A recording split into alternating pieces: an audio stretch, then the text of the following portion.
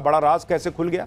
2 आधार, 2 pan card, कई passport, Bangladeshi model के भारत में जासूसी का सच क्या है, अब इसके बारे में बताता। अवैध घुसपैठियों पर जब भी एक्शन होता है तो उस पर फौरन पॉलिटिक्स शुरू हो जाती है, जबकि यह फैक्ट है कि अवैध घुसपैठियों की समस्या से आज भारत समेत दुनिया के कई देश जूझ रहे हैं। भारत में तो इस समस्या से निपटने के लिए लगातार एक्शन हो रहा है। पश्चिम बंगाल से लेकर असम तक में अवैध रूप से रहने वाले अप्रवासियों की पहचान की जा रही है। इन सबको वापस भेजा जा रहा है। और अब तो कोलकाता से ऐसा केस सामने आया है जिसने सभी को हैरान कर दिया। कोलकाता पुलिस ने एक बांग्लादेशी एक्ट्रेस और मॉडल को गिरफ्तार किया। शांता पॉल नाम की यह मॉडल अवैध तरीके से भारत में रह रही थी। इसके पास इतने फर्जी दस्तावेज मिले कि पुलिस भी हैरान रह गई। शांता पॉल भारत में मॉडलिंग के साथ साथ फूड व्लॉगिंग करती थी और देश के कई राज्यों में जा चुकी है, जिस पे यह भी शक हो रहा है कि क्या यह भारत में जासूसी तो नहीं कर रही थी।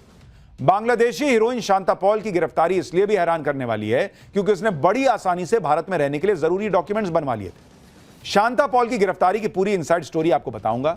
वो भारत कैसे आई, कैसे उसने फर्जी डॉक्यूमेंट्स बनाए, साथ ही यह भी बताऊंगा कि असम में कैसे अवैध बांग्लादेशियों के खिलाफ स्थानीय लोग सड़क पर उतर आए हैं। बड़ी मुहिम चल रही है। बांग्लादेशी हीरोइन शांता पॉल की कहानी एकदम फिल्मी है। ऐसा लग रहा है जैसे वो पूरी तैयारी के साथ भारत आई थी। शांता पॉल पकड़ी न जाती अगर उसके खिलाफ शिकायत न की जाती। शांता पॉल कैसे पुलिस की गिरफ्त में आई, पहले आपको यह बता देता हूं। 28 जुलाई को शांता पॉल के खिलाफ धोखाधड़ी की शिकायत की गई थी। कोलकाता के ठाकुर पुकुर थाने में शांता पॉल के खिलाफ केस दर्ज हुआ। जांच के दौरान शांता पॉल के घर से कई अवैध दस्तावेज मिले। इन दस्तावेजों से पता चला कि शांता पॉल अवैध तरीके से रह रही थी। 29 जुलाई को पुलिस ने शांता पॉल को गिरफ्तार कर लिया। पुलिस ने शांता पॉल को कोर्ट में पेश किया। कोर्ट ने शांता पॉल को 8 अगस्त तक पुलिस रिमांड में भेज दिया। यानी धोखाधड़ी का केस न होता और जांच न होती तो शांता पॉल कभी गिरफ्त में न आती। पुलिस को कई सबूत मिले और उसके बाद तो शांता पॉल का पूरा खेल सामने आ गया। पुलिस को शांता पॉल के घर से 2 आधार कार्ड मिले। दोनों आधार कार्ड में अलग अलग एड्रेस था। 2 पैन कार्ड मिले। भारत का वोटर आईडी कार्ड भी मिल गया। 1 राशन कार्ड भी मिला। कई बांग्लादेशी पासपोर्ट मिले हैं। ढाका के स्कूल का एग्जाम एडमिट कार्ड मिला। बांग्लादेशी रीजेंट एयरवेज का आईडी कार्ड मिला। शांता पॉल के पास भारत में रहने का वीजा तक नहीं था। बांग्लादेशी हीरोइन शांता पॉल जादवपुर के बिक्रमगढ़ इलाके में रहती थी। यह मकान शांता पॉल के पति ने किराए पर लिया था और इसी मकान से पुलिस ने उसे गिरफ्तार किया। शांता पॉल भारत के कई शहरों में जा चुकी थी, इसलिए पुलिस जासूसी के एंगल से भी जांच कर रही है कि क्या शांता किसी को भारत के बारे में जानकारी तो नहीं दे रही थी। जरा इस पर एक रिपोर्ट देखिए, फिर आपको बताता हूं ये शांता पॉल को लेकर और क्या खुलासा हुआ है। बिक्रमगढ़ इलाके में है और यही इमारत है जहां पर उसके पति ने एक फ्लैट जो है रेंट पर लिया था और एक आधार कार्ड जो है वो इस प्रॉपर्टी के एड्रेस पर रजिस्टर्ड है और साथ ही दूसरा आधार कार्ड भी पाया गया है शांतापाल के नाम पर जो बर्दवान जिले से इशू हुआ है। ऐसे में कई पासपोर्ट जो बांग्लादेशी पासपोर्ट है उसके पास जो है पाए गए हैं और कई ऐसे दस्तावेज है जो बांग्लादेश के और भारतीय जो है शांता पॉल को लेकर जो खुलासे हो रहे हैं उससे जांच एजेंसियां भी हैरान हैं। आखिर शांता पॉल ने ये सारे फर्जी दस्तावेज कैसे बनवाए, इन सब की जांच की जा रही है। शांता पॉल चाहकर भी अपनी बांग्लादेशी पहचान से इनकार नहीं कर पा रही। आप देखिए कि बांग्लादेश में शांता पॉल ने क्या क्या किया था। बांग्लादेश में शांता ने fresh look model Hunt competition जीता था। साल 2019 में शांता पॉल ने मिस एशिया ग्लोबल में हिस्सा लिया था। शांता इस प्रतियोगिता में टॉप 5 तक पहुंची थी। शांता को मिस ब्यूटीफुल आईज खिताब मिला था। शांता ने कई फैशन शोज में हिस्सा लिया। शांता ने फिल्मों में भी किस्मत आजमाई। कई टीवी विज्ञापनों में भी एक्टिंग कर चुकी है। बंगाली और साउथ की फिल्मों में काम किया। बांग्लादेश के कई टीवी चैनल्स में एंकर भी रह चुकी थी। और आप सोचिए उसके बावजूद उसने Aadhaar card, PAN card, ration card Bharat का सब बनवा लिया।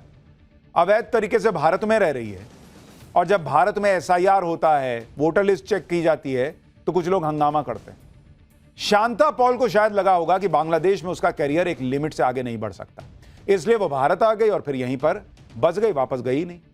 अपने मॉडलिंग और एक्टिंग करियर को आगे बढ़ाने के लिए शांता बांग्लादेश से भारत आती रहती थी। शांता पॉल केस की जांच से जुड़े सूत्रों का कहना है कि शांता पॉल बांग्लादेश से पश्चिम बंगाल आती रहती थी। शांता के पासपोर्ट और वीजा एक्सपायर हो चुके हैं। पिछले साल भारत आने के बाद से वो वापस लौटी ही नहीं और भारत में ही अपने फर्जी डॉक्यूमेंट्स बनवा लिए। शांता पॉल ने सोचा होगा कि कौन बार बार वीजा के लिए अप्लाई करे, इसलिए वो पासपोर्ट और वीजा एक्सपायर होने के बाद भी बांग्लादेश गई नहीं और भारत में उसने अपना डॉक्यूमेंट्स बनवा लिए। शांता पॉल ने भारत में रहने का पूरा इंतजाम कर लिया था। भारत में शादी भी कर ली थी। शांता पॉल ने आंध्र प्रदेश के शेख मोहम्मद अशरफ से शादी की थी। दोनों ने 5 जून को अपनी शादी का रजिस्ट्रेशन कराया था। शांता और शेख मोहम्मद ने जादवपुर में किराए का घर लिया। इसी घर से शांता पॉल को पुलिस ने गिरफ्तार किया है। पुलिस ने शेख मोहम्मद अशरफ का ड्राइविंग लाइसेंस भी बरामद किया है। पुलिस ये जांच कर रही है कि क्या शांता के फर्जी डॉक्यूमेंट उसके पति शेख मोहम्मद ने ही तो नहीं बनवाए और हर डॉक्यूमेंट में अलग अलग एड्रेस कैसे डाल दिया। शांता पॉल की गिरफ्तारी पर बीजेपी ने बंगाल सरकार को निशाने पर लिया। बीजेपी का कहना है कि अभी तो एक पकड़ी गई है। बंगाल में लाखों ऐसे लोग हैं जो अवैध तरीके से रह रहे हैं और इसी वजह से टीएमसी सरकार एसआईआर का विरोध करती है, क्योंकि वो इन्हीं लोगों के वोट से जीतती है। सुनिए बीजेपी नेता को। अब तो एक का बात कर रहे हैं और हम लोग बोलते हैं 1 करोड़ का। अभी देखते रहिए आने वाला दिन में होता है क्या। वो एसआईआर लेकर क्यों तृणमूल कांग्रेस का नींद उड़ गया है, उसका कारण तो एक ही है। ये लोग सारे जिहादी लोगों को, सारे रोहिंग्या को और जो गुजर गए हैं उसका नाम वोटर लिस्ट में रखने के लिए आंदोलन कर रहे हैं। पश्चिम बंगाल में तो अवैध प्रवासियों के मुद्दे पर राजनीति होती है, लेकिन असम में ऐसा बिल्कुल नहीं है। असम के मुख्यमंत्री हिमंता बिस्वा शर्मा अवैध रूप से रह रहे लोगों पर सख्ती दिखा रहे हैं। अवैध प्रवासियों की वजह से असम में डेमोग्राफिकल चेंज की बात भी हिमंता बिस्वा शर्मा करते रहते हैं। असम में सरकारी जमीनों का इन्होंने अतिक्रमण किया हुआ यह आरोप है, जिसके खिलाफ सीएम हिमंता बिस्वा शर्मा की सरकार एंटी इंक्रोचमेंट ड्राइव चला रही है। असम में लगातार बुलडोजर एक्शन हो रहा है। इंक्रोचमेंट ड्राइव से भी अवैध प्रवासियों पर चोट पड़ रही है। सरकारी जमीन खाली कराने के साथ साथ अवैध रूप से बिना जरूरी दस्तावेज के असम में रहने वालों के खिलाफ भी असम की सरकार मुहिम चला रही है। 30 जुलाई को 7 अवैध बांग्लादेशियों को पकड़ा गया। ये सभी अवैध रूप से श्रीभूमि इलाके में रहते थे। 7 बांग्लादेशियों को वापस बांग्लादेश भेजा गया। 28 जुलाई को श्रीभूमि से 20 बांग्लादेशी वापस भेजे गए। अवैध प्रवासियों पर सीएम हिमंता बिस्वा शर्मा ने चेतावनी दी है, घुसपैठ की कोशिश ना करो, पकड़े जाओगे तो वापस खदेड़ दिया जाएगा। यानी सीएम हिमंता बिस्वा शर्मा एकदम क्लियर है कि उन्हें क्या करना है। इल्लीगल इन्फिल्ट्रेटर्स के खिलाफ उनका एक्शन आगे भी जारी रहेगा। दूसरी तरफ असम में एंटी इंक्रोचमेंट ड्राइव जोर शोर से चल रही है।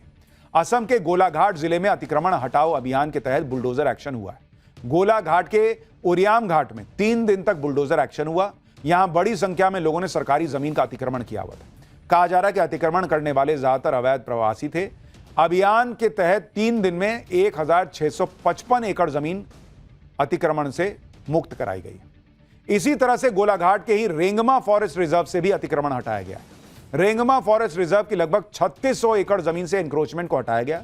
यह इलाका असम नागालैंड बॉर्डर के पास है और इस इलाके में हजारों परिवारों ने अवैध रूप से कब्जा किया हुआ था। इसमें से करीब 1500 परिवारों को जगह खाली करने का नोटिस दिया गया था। कई परिवार जमीन खाली करके चले गए। उसके बाद बुलडोजर से सारा अतिक्रमण मिट्टी में मिला दिया गया। असम के मुख्यमंत्री हिमंता बिस्वा शर्मा ने साफ साफ कहा है कि हम अपने हक को वापस पाने के मिशन पर हैं। हमारे जंगल, हमारी जमीनें, हमारे खेत, हम ये सुनिश्चित करने के लिए पूरी कोशिश कर रहे हैं कि सिर्फ वैध भारतीय नागरिक ही असम में रहने का आनंद उठा सके। असम में हिमंता बिस्वा शर्मा जिस तरह से अवैध प्रवासियों